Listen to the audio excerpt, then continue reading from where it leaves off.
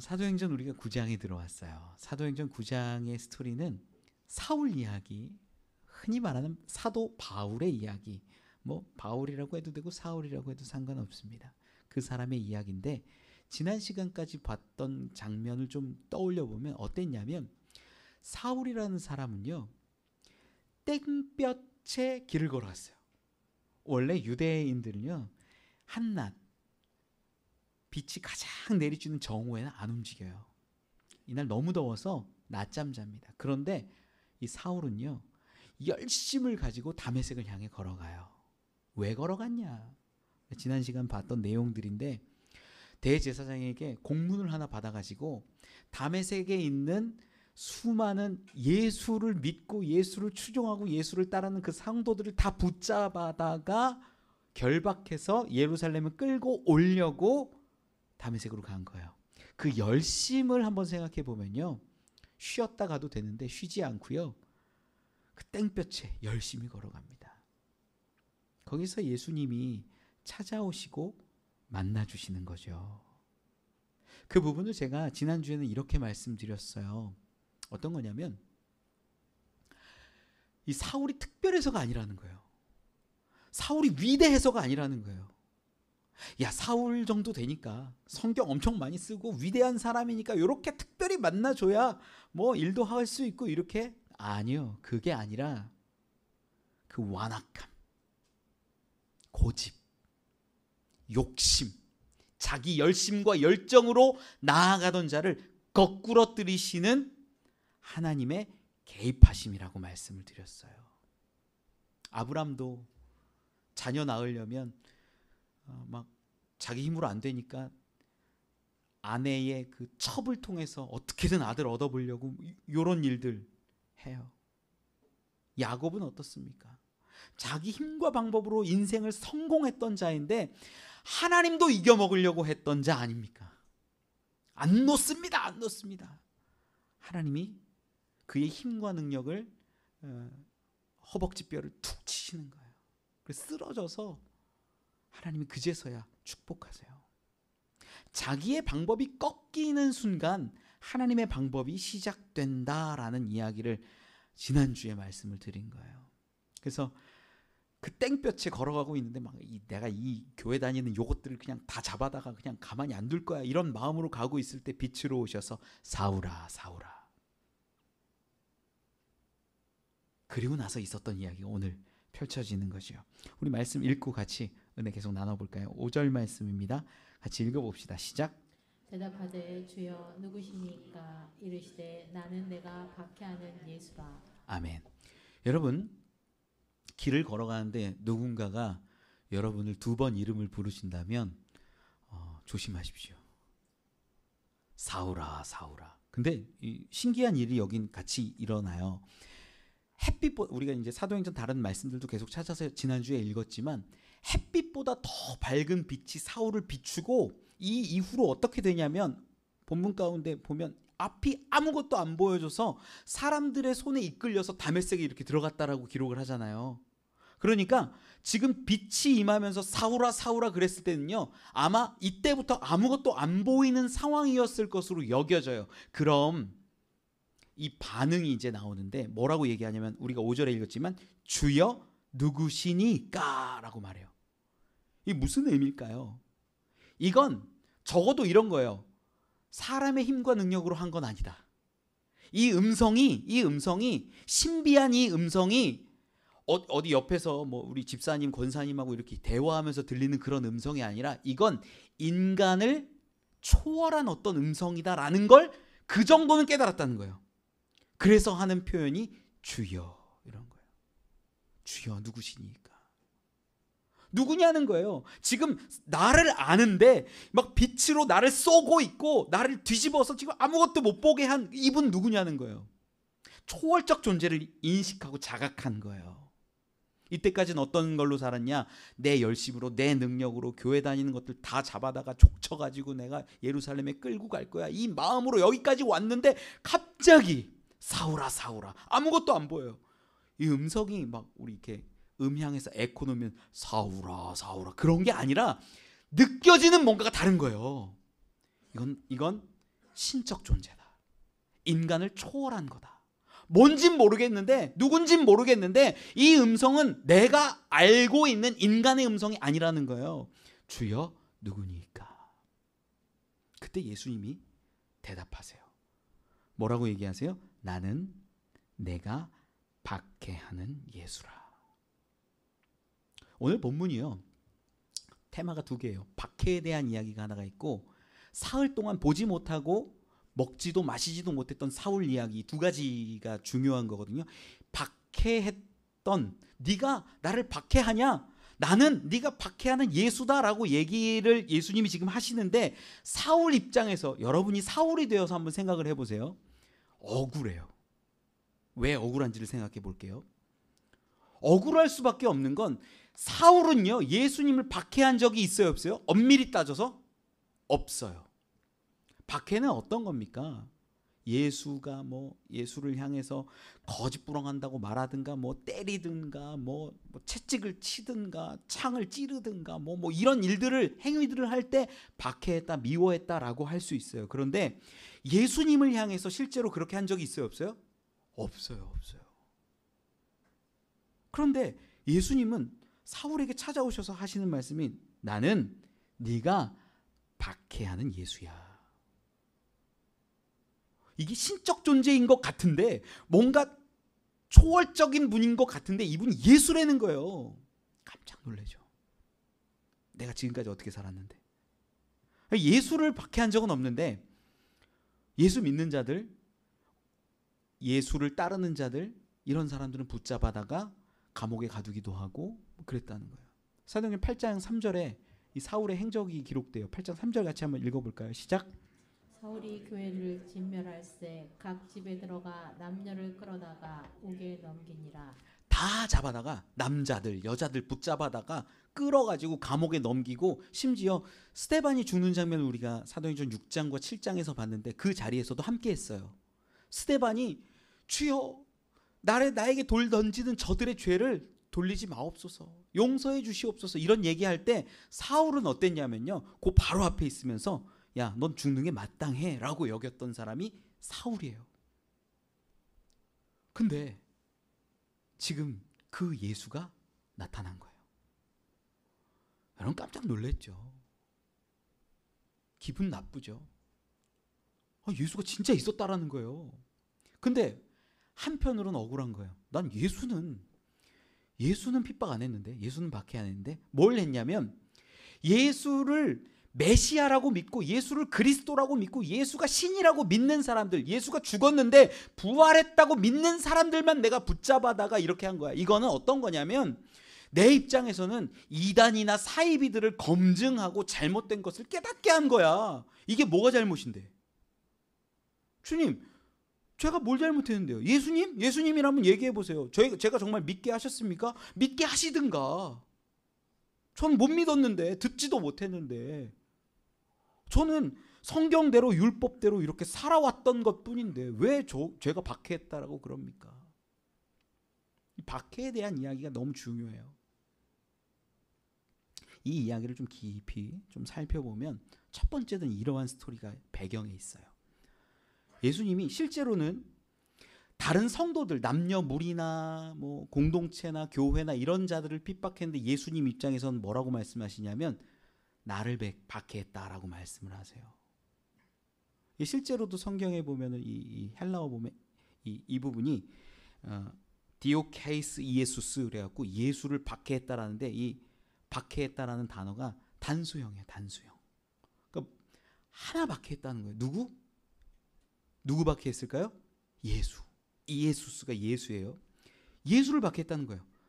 지금까지 누구만 박해했는데? 남녀 무리, 각 집에 숨어 있고 교회 다니고 이런 사람들을 박해했는데, 수없이 많은 사람들 박해했는데, 실제로는 그게 누굴 박해한 거다? 예수를 박해한 거다. 한 사람, 한 명.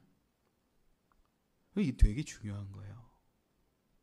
실제로 예수님이 제자들에게 어떤 이야기를 하신 적이 있냐면, 이 박해에 대한 이야기를 한번 하신 적이 있어요. 이 요한복음 15장에 보면 예수님이, 이 15장의 스토리가 이런 거예요. 나는 포도나무고 너희는 가지야. 하나님은 농부셔. 너희 내 안에 있고 내가 너희 안에 있으면 열매를 많이 맺을 거야. 이런 얘기가 요한복음 15장에 쭉 설명이 되는데, 그러다가 세상으로부터 받는 미움에 대한 설명을 한번 하세요. 요한복음 15장 우리 한번 18절로 20절 말씀 같이 한번 읽어볼까요? 읽어봅시다. 시작. 세상이 너희를 미워하며 너희보다 먼저 나를 미워한 줄을 알라. 너희가 세상에 속하였으면 세상이 자기의 것을 사랑할 것이나 너희는 세상에 속한 자가 아니요 도리어 내가 너희를 세상에서 택하였기 때문에 세상이 너희를 미워하느니라. 내가 너희에게 종이 주인보다 더 크지 못하다 한 말을 기억하라. 사람들이 나를 박해하였은즉 너희도 박해할 것이요 내 말을 지켰은즉 너희 말도 지킬 것이라. 아멘. 무슨 얘기냐면 이거예요. 야, 포도나무를 박해하고 미워하고 나를 미워하는 건 자연스럽게 당연하게 분명하게 확실히 너희도 미워하고 너희도 박해하는 거야. 이걸 알려주신 거예요. 그러니까 성도라는 존재는요, 원래 어떤 존재냐면 세상의 가치관과 다르게 예수와 함께 붙어져서 예수님의 뜻과 예수님의 말씀과 예수님의 가치관으로 살아가야 되는데, 그러면 세상에서 어떤 걸 당할 수밖에 없다? 미움을 당할 수밖에 없다. 박해를 받을 수밖에 없다라는 것을 예수님이 이미 가르쳐 주셨어요. 그리고 하나 얘기하신 게 뭐냐면, 너희 미움받고 박해받으면 이거 알아야 돼. 내가 먼저 미움받고 내가 먼저 박해받았어. 그리고 진짜 성도는 미움과 박해를 받는 삶이야. 이걸 알려주신 거예요. 그런데 우리 현대에서 예수를 믿고 교회 다니는 사람들의 특징이 뭔지 아세요? 내가 교회 다녀서 천국의 복도 받고 하늘나라도 가고 이 땅에서도 잘 되기를 원하는 거예요. 세상 사람들에게 인정받고 세상 사람들이 보기에 명예 있고 세상 사람들 보기에 좋은 것들 많이 갖는 삶이 확실히 좋은 거라고 여겨요. 여러분 죄송한데요, 진짜 그리스도인은 그게 아니에요. 예수께 붙어 있으면요, 예수님이 미움받고 박해받은 것처럼 미움과 박해를 받는 삶이 당연한 거예요. 죄송해요. 잘 되려고 교회에 오셨다면 잘 되는 곳이 여기가 아니라 여기는요, 예수 그리스도를 깨닫고 그분께 붙어 있는 자리임을 믿으시기 바랍니다. 조금 달라요. 내가 복 받으려고? 아니에요. 세상에선 미움당하고 박해받는 삶이 예수님이 이미 선포하고 가르쳐 주신 삶이라는 걸 우리가 알아야 되는 거예요.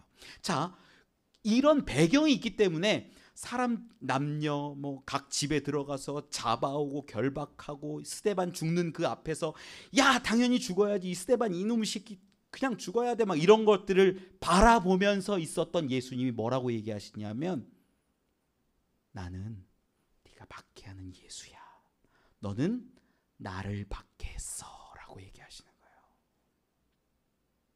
여러분 초대교회는요, 그리스도인의 모습을 드러내며 살았어요. 근데 한국 교회는 어때요 지금? 그리스도랑 상관없어요. 예수 믿는 건 내가 구원받기 위한 하나의 방편일 뿐이고, 난 구원받은 다음에 내 마음대로 사는 거예요. 내 기쁜 대로 사는 거예요. 돈 버는 걸로 살고 명예 얻는 걸로 살고 내 만족과 내 유익을 추구하면서 그렇게 마음껏 살아가요. 병든 거예요, 기독교가. 예수님에게 붙어 있으려고 애를 쓰고 노력을 해야 되는데, 이걸 떠나서 예수 믿어, 그래 나 이제 천국 갔고 내 맘대로 뭐 성공도 주시고 복도 주시고 돈도 주시면 좋겠어. 아니에요. 여러분, 전 때로 여러분들이 예수님을 따라 살아가다가 박해받는 그 자리에 하나님이 함께 하심을 저는 믿어요. 그런 삶이 되셨으면 좋겠어요. 아멘이 적어요. 이 박해받는 얘기는 쉽지 않거든요. 어렵거든요. 근데 여러분, 이게 성경이에요. 이걸 지금 누가 경험하고 있냐면, 나는 네가 박해하는 예수야 라는 이 말을 누가 경험해요 지금? 사울이. 그러다 보니까 나중에 골로새서에서도 기록하고 에베소서에서도 기록하고, 그가 생각할 땐 이런 거예요. 성도가 예수와 하나구나, 하나 되었구나라는 걸 생각하는 거예요. 몰랐는데 우리는 그냥 예수를 믿기만 하면 되는 건 줄 알았는데, 사울이 깨닫는 거예요. 예수님과 교회와 성도가 뗄래야 뗄 수 없는 관계구나 이걸 깨닫게 돼요. 그래서 에베소서 보면 1장에도 2장에도 뭐 계속 얘기를 해요. 그 대표적인 부분만 한번 찾아볼까요? 에베소서 2장 18절로 22절까지 같이 한 번만 읽어봅시다. 같이 읽어보죠. 시작. 이는 그로 말미암아 우리 둘이 한 성령 안에서 아버지께 나아감을 얻게 하려 하심이라. 그러므로 이제부터 너희는 외인도 아니요 나그네도 아니요 오직 성도들과 동일한 시민이요 하나님의 권속이라. 너희는 사도들과 선지자들의 터 위에 세우심을 입은 자라. 그리스도 예수께서 친히 모퉁이 돌이 되셨느니라. 그의 안에서 건물마다 서로 연결하여 주 안에서 성전이 되어가고 너희도 성령 안에서 하나님이 거하실 처소가 되기 위하여 그리스도 예수 안에서 함께 지어져 가느니라. 아멘. 이 무슨 얘기냐면 에베소 교회에 편지한 게 에베소서인데 에베소 교회에 이방인도 있고 헬라인도 있고 헬라파 유대인도 있고 뭐 유대 히브리파 유대인도 별의별 사람들이 다 있었는데 너희 다 다른 거 아니야. 오해하지 마. 싸우지 마. 파 나누지 마. 너희 다 하나야. 누구 안에서? 예수 그리스도 안에서. 그래서 예수 그리스도가 모퉁이 돌이 되어서 그쪽에 이제 건축 방식과 달라서 그런데 예수가 중심이 되어서 너희가 하나가 되고 하나로 지어져 가는 거야. 이걸 설명해 주시는 거예요. 옆에 있는 분들 얼굴 한번 바라볼까요? 옆에 있는 분들 얼굴 한번 바라봐 주세요. 잘생겼어요? 예뻐요? 축복 한번 해보시봐. 당신이 예수 그리스도인입니다. 예수 그리스도입니다. 우리가 다 그리스도의 모습과 형상대로 하나 된 존재라는 거예요. 놀라운 이야기죠. 에베소서 5장에 가면요. 이걸요. 교회와 예수에 대한 그 관계를 부부의 관계로 설명을 해요. 아내에게 뭐라고 이야기하냐면 교회가 아내 같은 거야. 남편에게 복종해 그래요. 복종. 교회가 예수에게 복종하래요. 복종해. 여러분 아내분들 잘 들으세요. 남편께 복종하시길 바랍니다. 아멘이 안 나와요. 이거요. 제 마음대로 하는 얘기가 아니라 성경대로 하는 얘기예요. 아내분들 다시 한번 아멘 해보세요. 도전해 보세요. 남편분들께 복종하시길 바랍니다. 중요해요. 이게 안 나오잖아요. 아멘이. 근데 이 관계에서 예수님과 교회의 관계를 어떻게 설명하시냐면 이분 읽으면서 볼까요? 5장 에베소서 5장 22절로 25절 같이 읽어봅시다. 시작. 아내들이여 자기 남편에게 복종하기를 주께 하듯 하라. 이는 남편이 아내의 머리됨이 그리스도께서 교회의 머리됨과 같음이니 그가 바로 몸의 구주시니라. 그러므로 교회가 그리스도에게 하듯 아내들도 범사에 자기 남편에게 복종할지니라. 남편들아 아내 사랑하기를 그리스도께서 교회를 사랑하시고 그 교회를 위하여 자신을 주심같이 하라. 아멘. 무슨 얘기냐면 아내들은 남편에게 복종하래요. 그가 구주시기 때문에. 굉장히 귀한 말씀이에요. 아멘 하세요. 남편에게는 뭐라고 얘기하시냐면 그리스도께서 교회를 위하여 자기를 다 내어주시고 생명을 주시고 대신 죽어주신 것처럼 사랑해라 라고 얘기하는 거예요. 여러분 남편분들도 아멘 하세요. 아멘. 여러분 아내를요 위에서 내 생명을 내어주는 게 그리스도가 교회를 향한 모습이에요. 여러분 이 모습이 있으면 아내가 남편의 말에 복종할까요 안 할까요?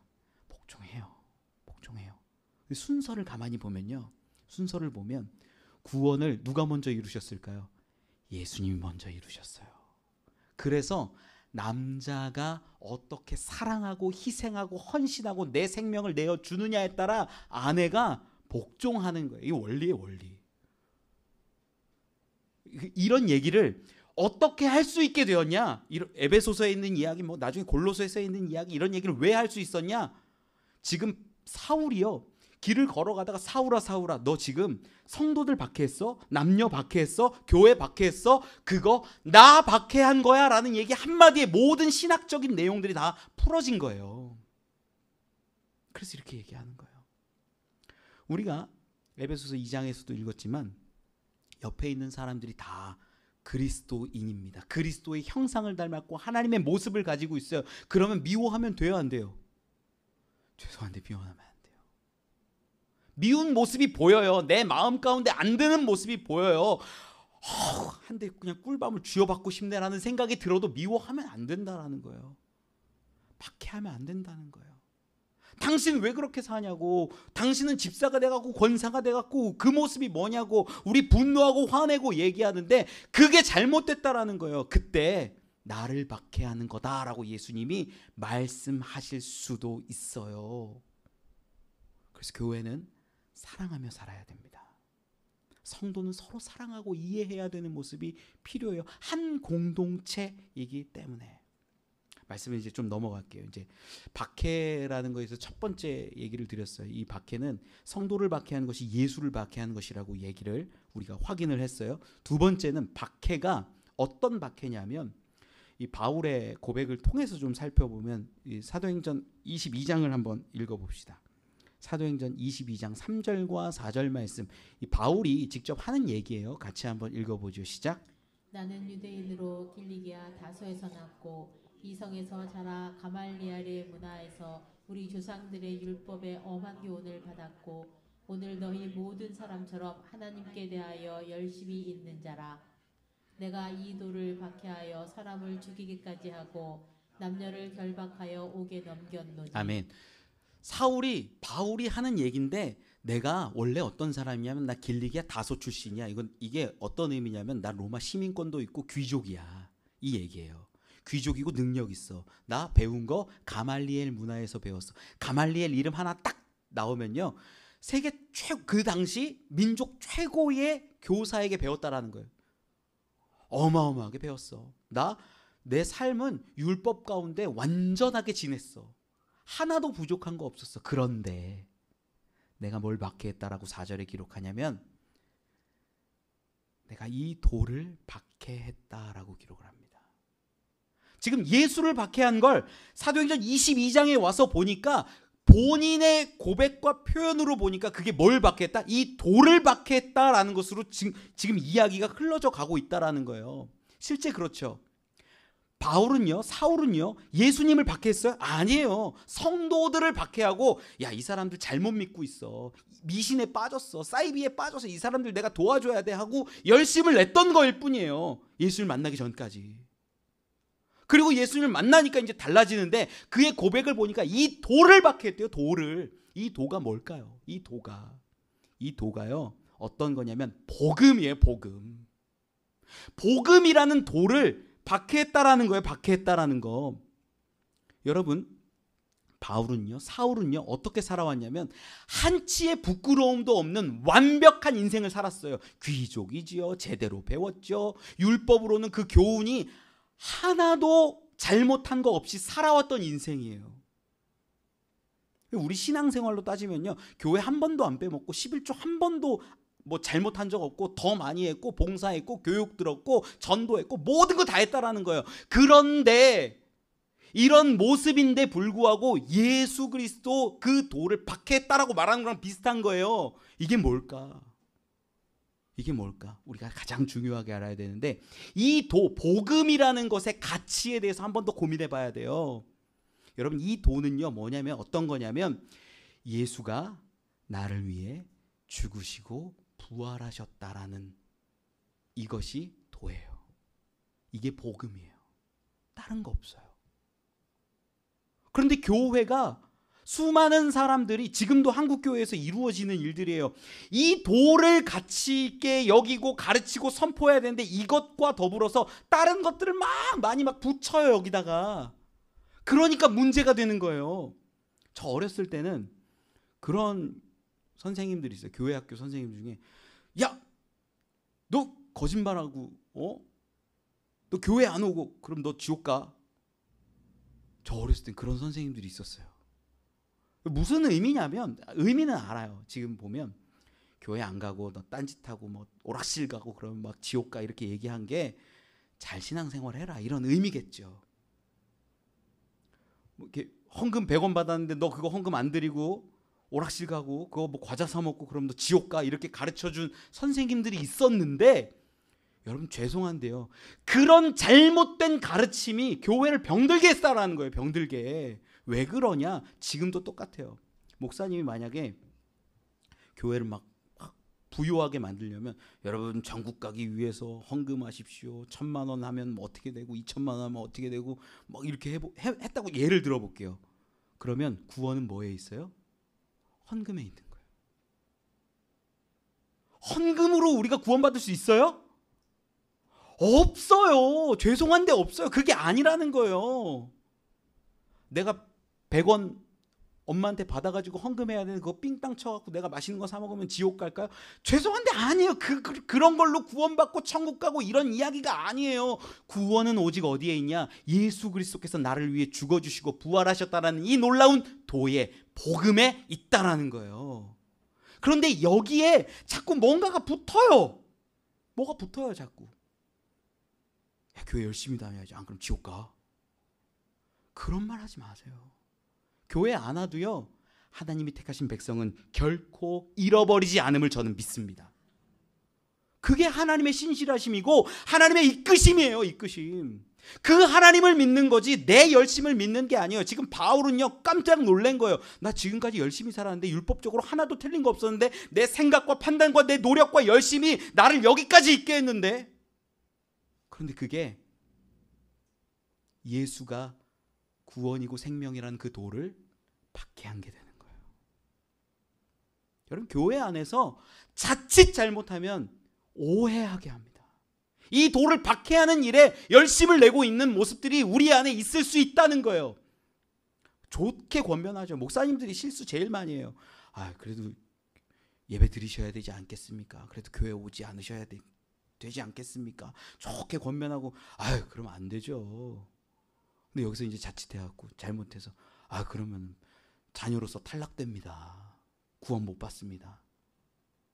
이런 모습이 예수가 오직 구원자임을, 예수가 오직 그리스도임을 무시하고 방해하고 박해하는 모습이 되더라라는 거예요. 저는 소망합니다.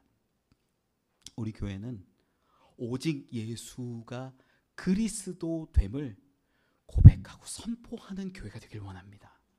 이게 진짜 내 삶 가운데 경험되잖아요. 그러면 어디 가나 이걸 얘기할 수밖에 없는 거예요. 우리 교회 좋아.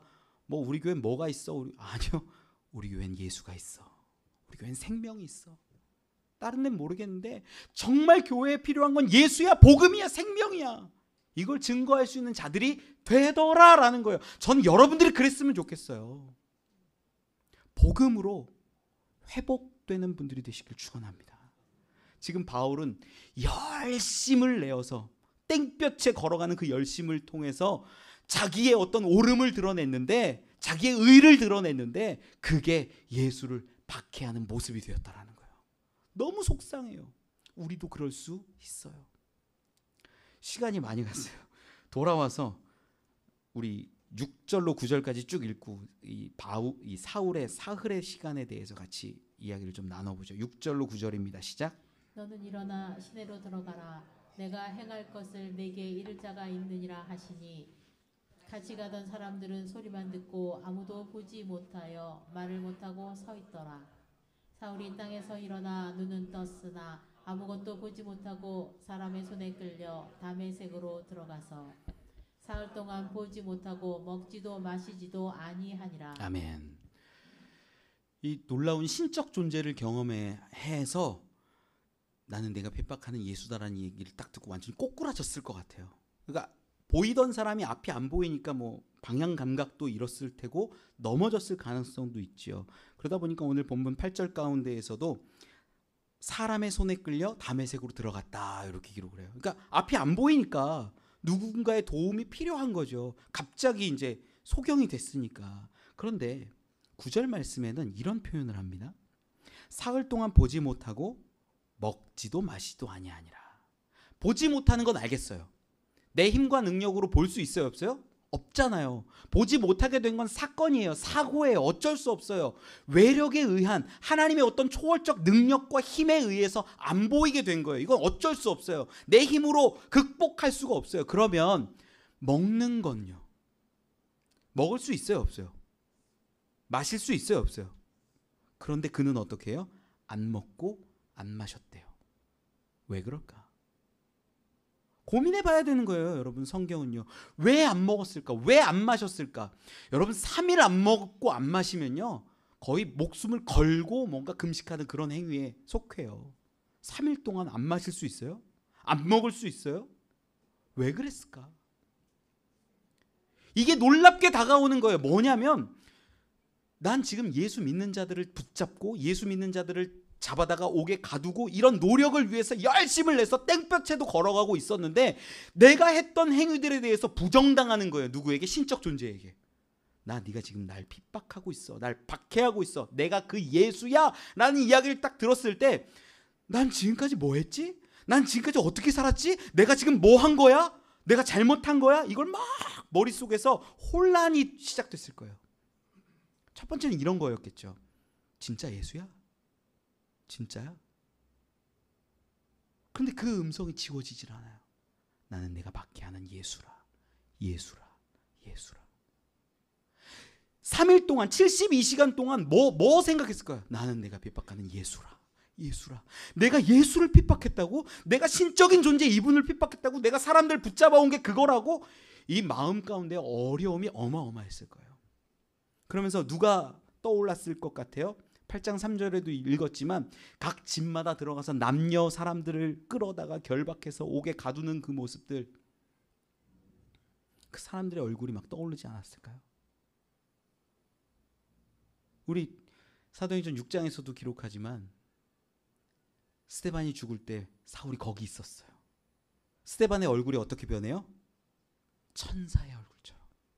그 얼굴을 볼 때도 이 사람이 천사의 얼굴처럼 변하는데도 불구하고 사울이 어떻게 얘기했냐면, 죽어 마땅하다고 생각했고 돌 던지는데 가담했을 수도 있어요. 이 사울의 표현 가운데도 우리가 읽었지만, 나는 사람을 죽이기까지 했다는 이야기를 들어서 돌을 던졌을 수도 있어요. 모르지만. 그랬던 사울, 스데반의 얼굴이 기억이 날까요, 안 날까요? 여러분, 최일선에서 내가 미워하고 돌을 던지고 그 자리에 있었다면, 나는 네가 박해하는 예수야 라는 음성을 딱 들었을 때 스데반 얼굴 떠올랐을까요? 안 떠올랐을까요? 떠올랐을 것 같아요, 저는요. 그리고 뭘 생각할까요? 진짜입니까? 사실입니까? 내가 예수님을 박했습니까? 예수님이 진짜 메시아셨습니까? 그리스도이십니까? 이걸 막 고민하면서 가슴을 치고 답답해하고 어려워하고 힘들어하고 그랬던 거예요. 그러니까 먹을 수가 없는 거예요. 내가 지금까지 열심히 달려온 모든 삶이, 열정적으로 신앙을 지켜왔던 삶이, 율법적으로 행했던 이 모든 것들이 부인당하는 것 같으니까 먹을 수도 없고 마실 수도 없게 되는 거예요. 그때 예수님이 이 사울을 만나 주셨을 것 같아요. 왜 제가 이렇게 말씀을 드리냐면, 9장 18절에 보면 이렇게 기록을, 17절 18절을 좀 같이 읽어볼까요? 9장 17절 18절 시작. 9장 17절 18절 띄워주시겠어요? 같이 찾아서 읽죠. 제가 읽겠습니다. 아나니아가 떠나 그 집에 들어가서 그에게 안수하여 이르되, 형제 사울아, 주 곧 내가 오는 길에서 나타나셨던 예수께서 나를 보내어 너로 다시 보게 하시고 성령으로 충만하게 하신다 하니, 즉시 사울의 눈에서 비늘 같은 것이 벗어져 다시 보게 된지라. 일어나 세례를 받고. 아멘. 아나니아라는 사람이 3일 만에 찾아온 거예요. 찾아와서, 야, 너 길 가운데 올 때 예수님 만나 주셨지? 나를 보내셨어. 그게 딱 하니까 모든 게 해결이 되는 거예요. 왜 3일 동안 예수에 대해서 묵상을 하지 않았으면 이 고백을 할 수도 없고, 지금 그러면서 눈에서 비늘이 벗겨진 다음에 뭘 받았대요? 세례를 받았대요.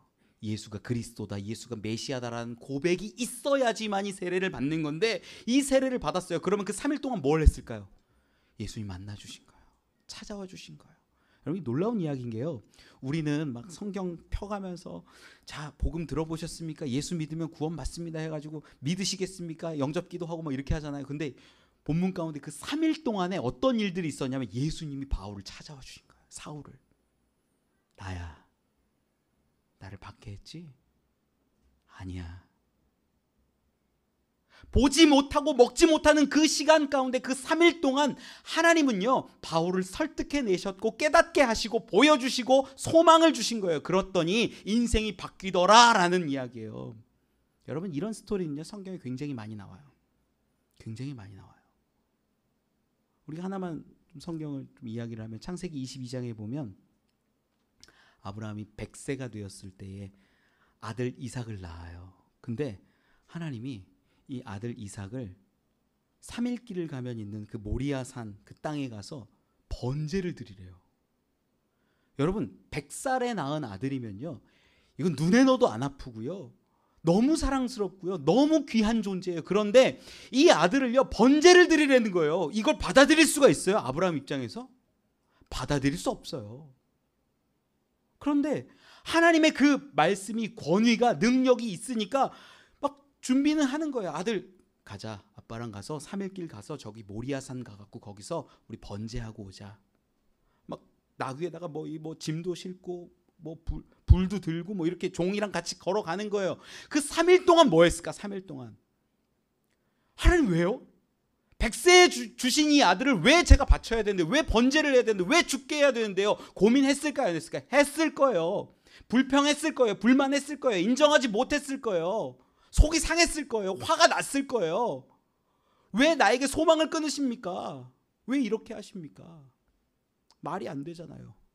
그런데 그 3일 동안 어떤 일이 일어났는가? 창세기엔 기록하지 않는데 히브리서 가운데는 그 말씀을 기록을 해요. 히브리서 11장 우리 같이 한번 읽어봅시다. 히브리서 11장 17절로 19절 말씀이에요. 같이 한번 읽어봅시다. 시작. 아브라함은 시험을 받을 때 믿음으로 이삭을 드렸으니 그는 약속들을 받은 자로 돼 그 외아들을 드렸느니라. 그에게 이미 말씀하시기를 내 자손이라 칭할 자는 이삭으로 말미암음이라 하셨으니 그가 하나님이 능히 이삭을 죽은 자 가운데서 다시 살리실 줄로 생각한지라.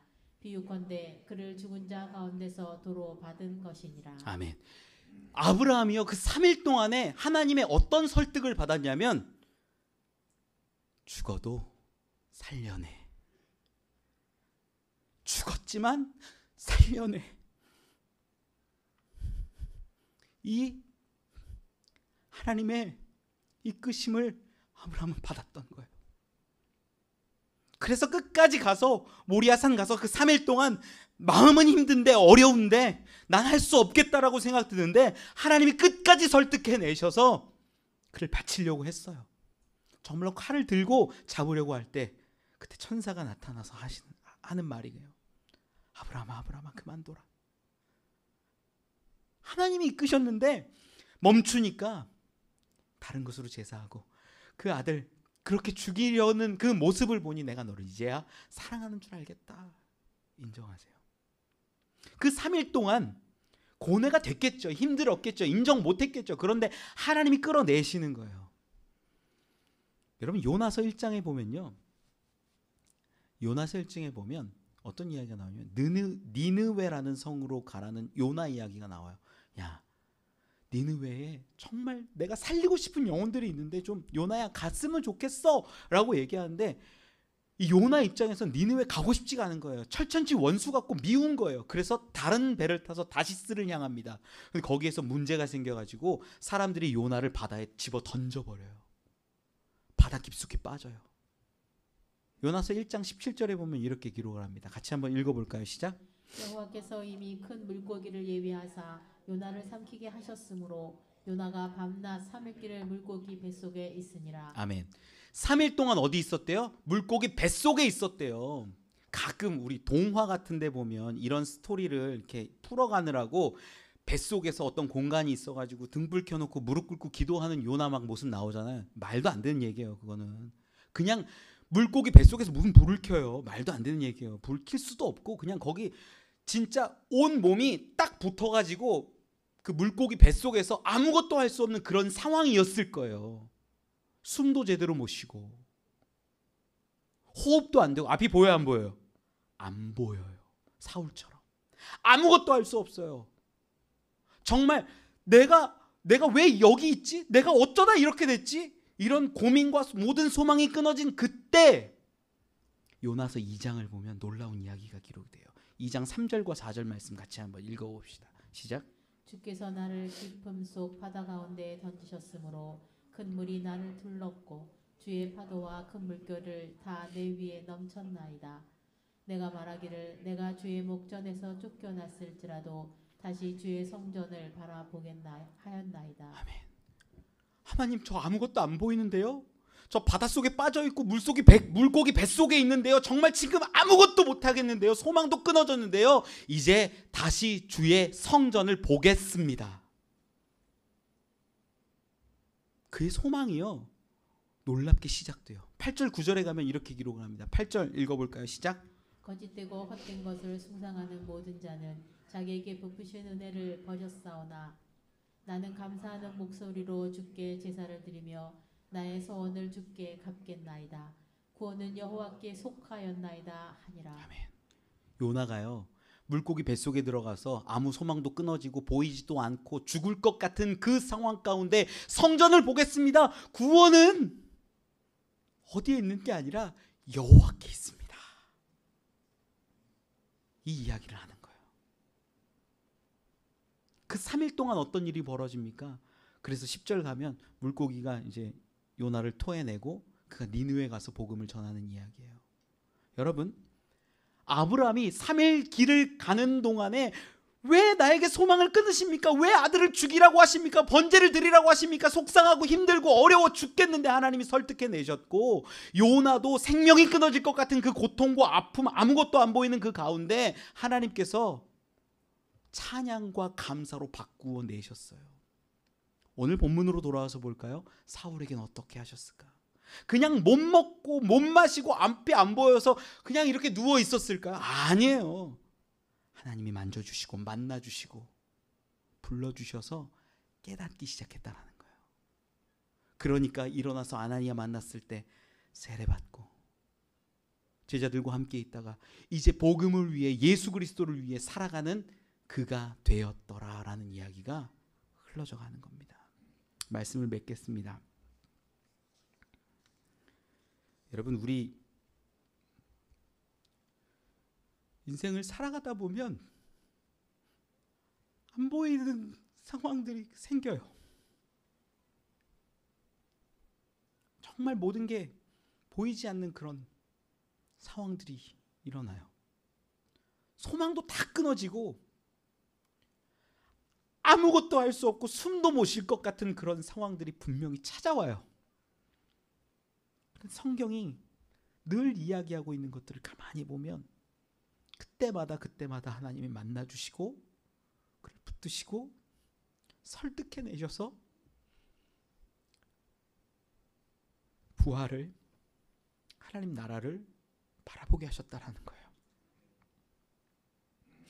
여러분, 우리의 욕심과 우리의 오름과 우리의 잘못함으로 복음을 박해할 때가 얼마나 많은지 모릅니다.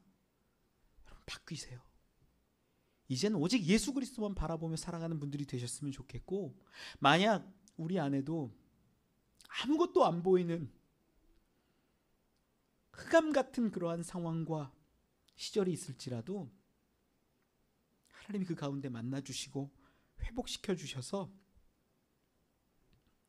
부활 소망으로 살아갈 수 있었으면 좋겠습니다. 그러한 소망, 그러한 믿음으로 나아가는 저와 여러분 우리 되시길 축원합니다.